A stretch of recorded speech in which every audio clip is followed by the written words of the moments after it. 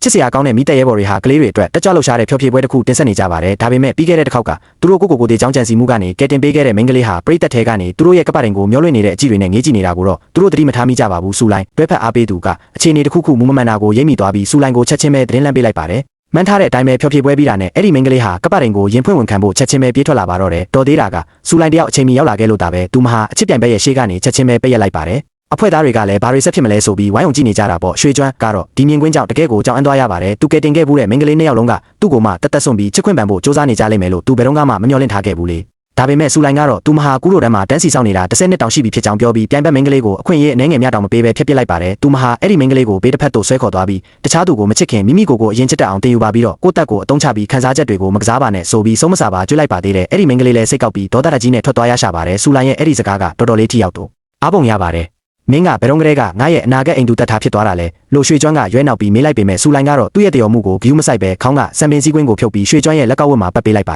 ယ်နောက်ဆိုတာကိုပဲပြလိုက်ဗမင်းကလေးမှရှင်ခေါင်းရှုပ်အောင်လာမရှုပ်တော့ဘူးလို့သူမကပြောပါတယ်ရွှေကျွမ်းကသူမကိုကလေးကလားဆန်တယ်လို့ပြောပေမဲ့မထင်မှတ်ပဲညှဉ်းဆန်ခြင်းတော့မပြုခဲ့ပါဘူးသူမပေါ်ထားတဲ့ရွှေကျွမ်းရဲ့သဘောထားပြောင်းလဲကိုတတိထားမိသွားတဲ့စူလိုင်းကတော့အခွင့်ကောင်းကိုလက်လွတ်မခံပဲသူ့နှလုံးသားကိုထပ်ပြီးတိမ့်ပိုက်ဖို့ဆုံးဖြတ်လိုက်ပါတယ်ဒါကြောင့်နောက်တစ်နေ့မှာပဲသူတို့ဟာခွေးတင်တန်းကျောင်းမှာမမျှော်လင့်ပဲထပ်မံဆုံတွေ့ကြပြန်ပါတယ်ရွှေကျွမ်းလုံးဝမထင်မှတ်ထားတာကတော့စူလိုင်းဟာတကယ်ကိုထူးချွန်တဲ့ခွေးတင်တန်းဆရာမတူဖြစ်နေတာပါပဲပြီးတော့သူမတင်တန်းပေးနေတဲ့ပင်ကွင်းဇက်ကလေးရဲ့ဆိုးဝဲခွေးလေးကသူလွန်ခဲ့တဲ့နှစ်ပေါင်းများစွာကပျောက်ဆုံးသွားခဲ့တဲ့ဇိုးဤအဲ့ဒီနဲ့တပုံစံနဲ့တူနေပါတယ်စူလိုင်းကဖုံးလာတယ်လို့မျိုးဟန်ဆောင်ပြီးရွှေကျွမ်းကိုပင်ကွင်းလေးကိုခဏလောက်ကြည့်ပေးဖို့အကူအညီတောင်းပါတယ်သူမကြိုတင်စီစဉ်ထားတဲ့အချိန်ကိုက်မှုကြောင့်ရွှေကျွမ်းဟာစူလိုင်းရဲ့ပိုက်ဆံအိတ်ထဲကကျိုးရင်ရဲ့တပ်ပုံကိုမတော်တဆမြင်တွေ့သွားရပါတယ်အဲ့ဒီတော့မှသူသဘောပေါက်သွားတာကစူလိုင်းဟာလွန်ခဲ့တဲ့10နှစ်ကငလင်ဘေးအနေနဲ့တုန်းကသူကတင်ခဲ့ဘူးတဲ့ကောင်မလေးဖြစ်နေတာကိုပါပဲစူလိုင်းကသူ့ရဲ့အင်ဂျီလက်စကိုကြောက်ရွံ့လေးနဲ့ဆွဲကင်လိုက်ပါတယ်ဒီခိုက်တန့်ကိုသူမစောင့်မျှော်ခဲ့ရတာတကယ်ကိုကြာလာပါပြီရွှေကျွန်းတယောက်သူတစ်ခါကပေါ့ပါပေးခဲ့ဘူးတဲ့ဂတိစကားတစ်ခုကိုအဲ့ဒီမိန်းကလေးက10စုနှစ်တစ်ခုလုံးစိတ်ထဲမှာဆွဲမြဲမှတ်ထားလိမ့်မယ်လို့ဘယ်တော့မှမတွေးမိခဲ့ပါဘူးသူကဒါဟာနားလည်မှုလွဲတာဖြစ်ကြောင်းချက်ချင်းပဲရှင်းပြပါတယ်သူအဲ့ဒီ10နှစ်သက်တမ်းဂတိကိုပေးခဲ့တာဟာငလင်ကြောင့်ရရှိခဲ့တဲ့စိတ်တန်ရာတွေကိုကျော်လွှားနိုင်ပါစေတော့ဆိုတဲ့ရည်ရွယ်ချက်တစ်ခုတည်းကြောင့်သာဖြစ်ပြီးသူမကသူ့ကိုတကယ်လာရှာလိမ့်မယ်လို့မထင်ထားခဲ့ပါဘူးစူလိုင်းရဲ့တကြော့ပြန်အချစ်ဝင်ခံမှုကိုရင်ဆိုင်ရချိန်မှာတော့ရွှေကျွမ်းကသူမရဲ့ခံစားချက်တွေဟာတန်ရောစင်တွေတာယုံတက်တာဖြစ်တယ်လို့ပြောပြီးနောက်တစ်ချိန်ရဆက်ပဲညှင်းပယ်လိုက်ပြန်ပါတယ်ဒါပေမဲ့တင်းငိမ့်ရဲ့မျက်နှာပြင်အောက်မှာတော့သူ့ရဲ့စိတ်တွေဟာလုံးဝမလောက်ခတ်ပဲမနေပါဘူးမဟုတ်ရင်အတင်းဖော်တယောက်ကသူ့အင်ဂျီလက်စကိုလာဆွဲယုံတင်ရှိသေးတာကိုသူဘာလို့ဒီလောက်တောင်ချက်ချင်းစိတ်ဆိုးတော့ထွက်သွားရမှာလဲဗျာမိသက်စခန်းတို့အရေးပေါ်ကယ်ဆယ်ရေးဖုံးတကြောင်ဝင်လာတဲ့ဖြင့်မိသက်တပ်ဖွဲ့ဝင်များချက်ချင်းထွက်ခွာခဲ့ကြသည်တိုးတော့အခင်းဖြစ်ပွားရာနေရာအနီးသို့ရောက်ခါနီးတွင်ကိုပိုင်ကားများကမိသက်ကားလမ်းကိုပိတ်ဆို့ထားသည့်ပြင်ကားပိုင်ရှင်များကိုလည်းဆက်သွယ်လေမရခဲ့ပေအခြားရွေးချယ်စရာမရှိတော့တဲ့ဖြင့်ကျင်းချီချွမ်းသည့်ထိုကားများကိုတိုက်ဖယ်ပြီးရှေ့ဆက်ရန်ဆုံးဖြတ်လိုက်သည့်တစ်ဖက်တွင်လည်းသတင်းထောက်ဖြစ်လောက်ကိုင်နေသောစူးလိုင်းသည်ဤသတင်းကိုကြားချင်းအခင်းဖြစ်ပွားရာနေရာသို့အပြေးလွှားရောက်ရှိလာဗ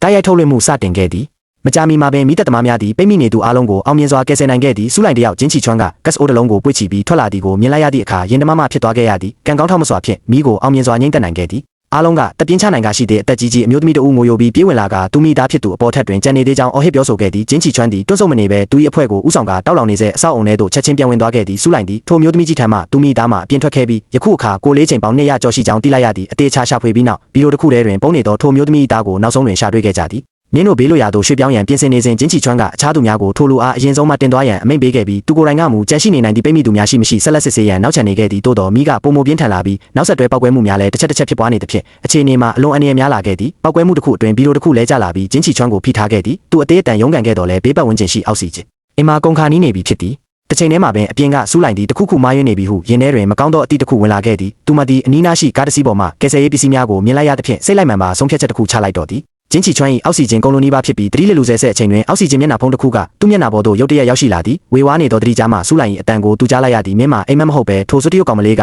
သူ့ကိုကယ်တင်ရန်တကယ်ပင်တိုးဝင်လာခဲ့ခြင်းဖြစ်သည်သူချက်ချင်းတတိပြန်လဲလာပြီးခန္ဓာကိုယ်ထဲတွင်ခွန်အားများပြန်ပြည့်လာခဲ့သည်မင်းတို့နှစ်ဦးသည်တဦးကိုတဦးတွဲကူရင်အပြင်ဘက်ရှိဝိုင်ဒန်နာစီသို့ပြေးထွက်ခဲ့ကြသည်မိသက်ဖွဲ့ကလည်းမင်းတို့အတွက်ဝေဟင်ကယ်ဆယ်ရေးလေကားကိုပြင်ဆင်ပေးထားပြီးဖြစ်သည်တိုးတော်မင်းတို့လေကားပေါ်သို့အောင်မြင်စွာတက်မိကရှိသေးနောက်ထပ်ပြင်းထန်သောပောက်ကွဲမှုတစ်ခုအခန်းထဲတွင်ထပ်မံဖြစ်ပွားခဲ့သည်ကျင်းချီချွမ်းသည်တစ်စက္ကန့်မျှပင်တွန့်ဆုတ်မနေပဲစူးလိုင်းကိုသူ၏ရင်ခွင်ထဲသို့တင်းကျပ်စွာဆွဲသွင်းပြီးမိမိခန္ဓာကိုယ်ဖြင့်ကာကွယ်ပေးခဲ့သည်အရာအလုံးပြန်လည်ငြိမ်သက်သွားပြီးနောက်တင်မင်းနမန်အနေနဲ့တီလေးလွတ်မြောက်လာခဲ့ကြသည်မင်းတို့နှစ်ဦးသည်ဝေဟင်ထက်တွင်တဦးကိုတဦးတင်းကျပ်စွာဖတ်ထားမိကြသည်လူတိုင်းကိုဘေးကင်းစွာကယ်ဆယ်နိုင်ခဲ့တော်လဲမိသက်ဖွဲ့ကစခန်းသို့ပြန်ရန်ပစ္စည်းများတင်းစိနေစဉ်တွင်မှလမ်းပိတ်ထားသည့်ထိုကား၏ပိုင်ရှင်ကရောက်ရှိလာခဲ့တော်သည်